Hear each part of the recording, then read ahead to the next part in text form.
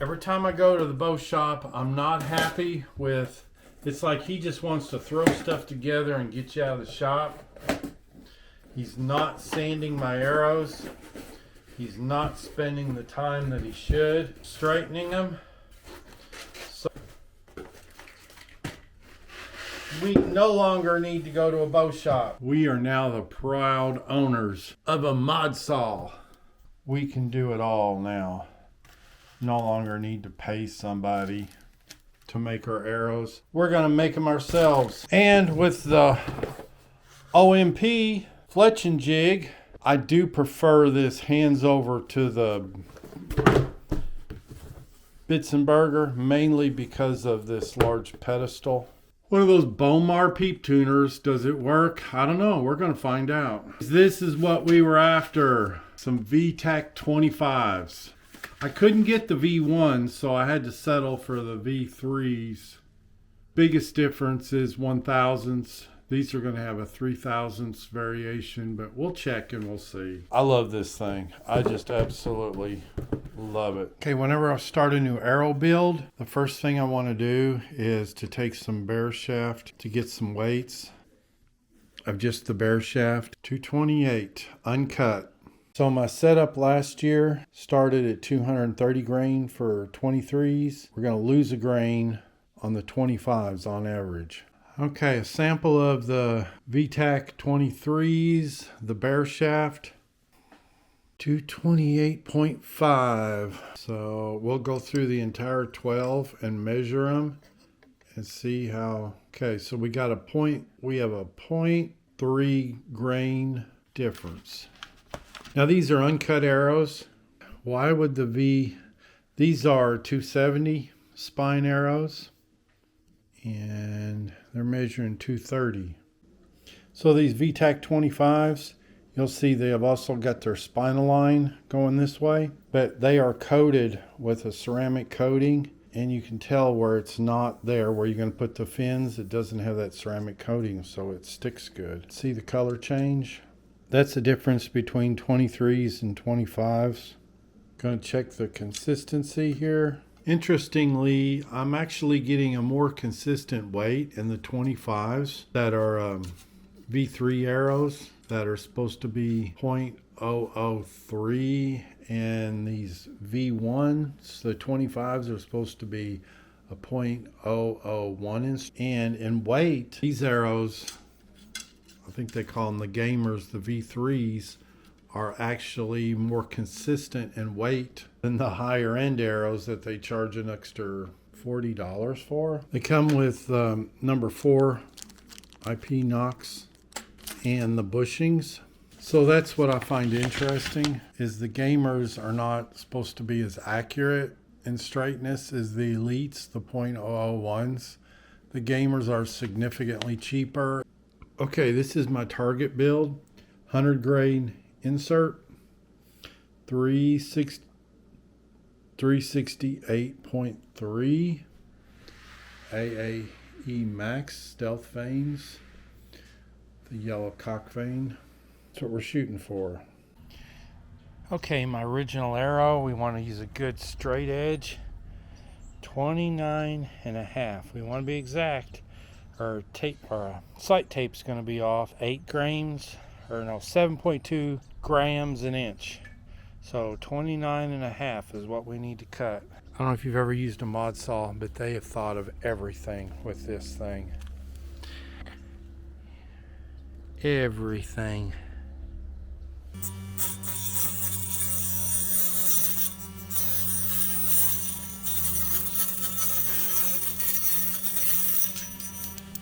Before we sand the ends, we're going to take our silver Sharpie. I don't know how many times I have had arrows made at a bow shop, and they don't do this. They just cut them and throw a tip on them. And I'm telling you, this tip, especially where you finished and where you started, is not exactly flush. See, right there. I don't know if that's showing up, but see that black thing? There's a little bit of a ridge right there. And if you would And right there, if you would just stick that tip in, glue that tip in right there, it would not be ideal. Oh, the final test.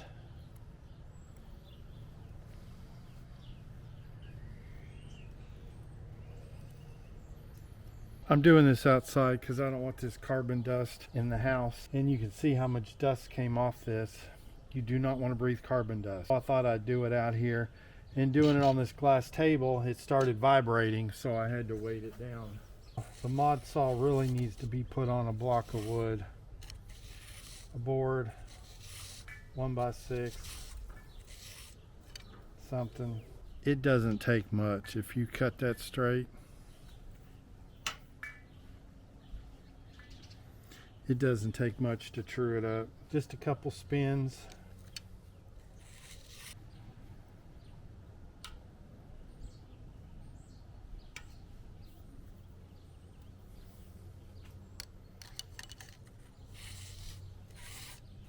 Victory V-tac 25s for ASA. I cannot for the life of me get this IP number 4 pin into the bushing. I can get it to about there and it will not go. I've tried everything.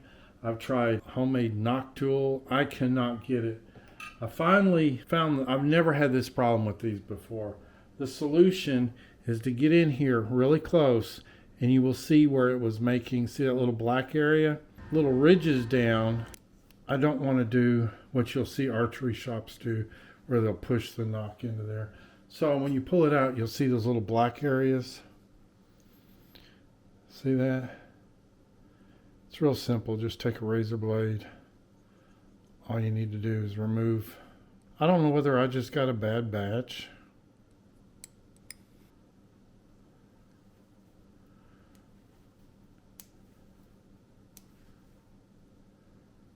When I was trying to find a solution, I went to Archery Talk, and the solution for those guys is they take 400 grit sandpaper and they chuck it in an electric drill, spin it, but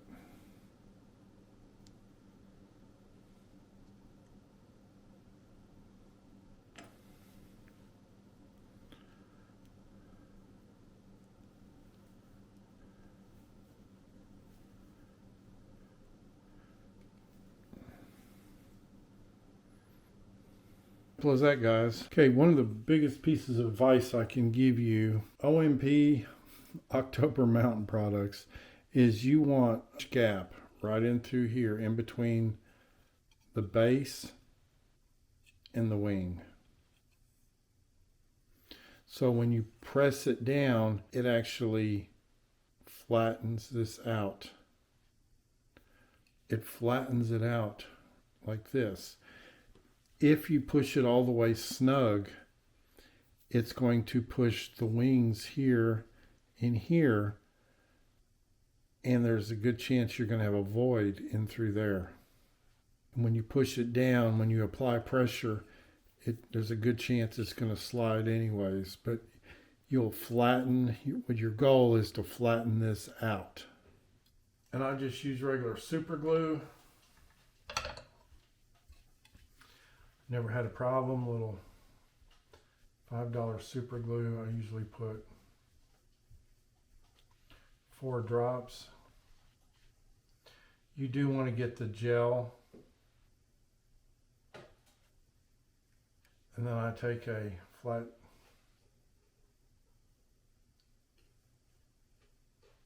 toothpick.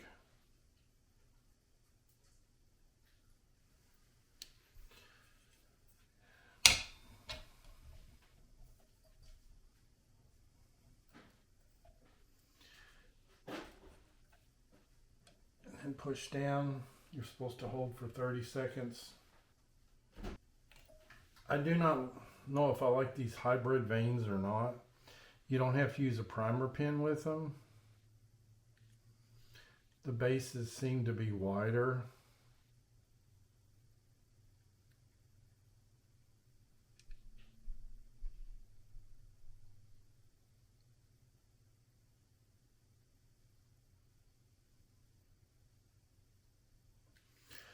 The one thing I don't like about this location, I don't have enough light, if you know what I mean. This thing is so much better than the Bits and Burger. Just put it down.